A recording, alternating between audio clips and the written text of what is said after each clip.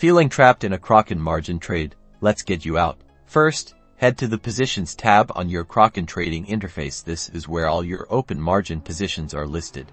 Identify the position you want to close, pay close attention to its size, the asset you're trading, and most importantly, your margin level. A low margin level signals higher risk. To fully close the position, use the Close button or similar function next to the position details. This will initiate a market order to buy or sell back the asset, depending on your initial trade.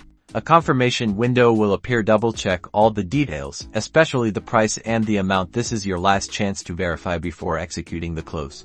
Be aware of market conditions. Volatility can impact the final price you get when closing your position. Consider using limit orders to control the exit price if the market is unstable.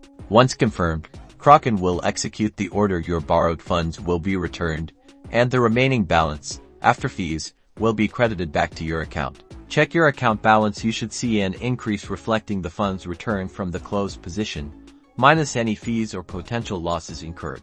Margin trading amplifies both gains and losses. Remember to manage your risk wisely and only use leverage you understand. Now you're equipped to remove margin on Kraken. Happy trading.